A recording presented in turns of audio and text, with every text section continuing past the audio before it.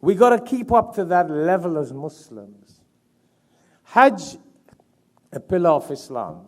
And I want to repeat that again as we come to a new year. Bismillah, inshallah. Fasting, a pillar.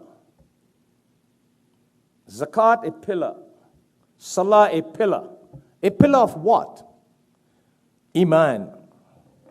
That's why the Prophet ﷺ says in a hadith, he says, Iman is like a house, faith. Iman is like a house. And the four pillars, like four pillars, the four pillars keep the house up, the house of Iman, the house of faith. So it is just the pillars. Yes, it keeps the house up. If one of the pillars is weak, then the house will be tilted. But the house of Iman is of a whole different perspective.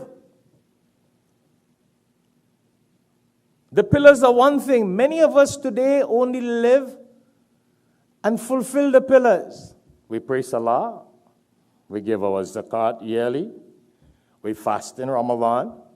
We performed our Hajj. And we are like, that's it. But what about the house? Are we going to build the house of Iman? You look at a building, you got the foundation, right? The pillars. But don't you have windows? You got air condition? You got nice things in your home? What about the house of Iman? Where we do the extra things to be a better Muslim. Fulfilling the pillars does not complete our duty as mu'min and believers. It's only the foundation. There are a lot more things in Islam. Yeah, there are a lot more things. So in the second khutbah, I want to remind myself, and remind you of some of the things that Allah subhanahu wa ta'ala speaks about in Surah Al-Mu'minun, chapter 23 of the Quran.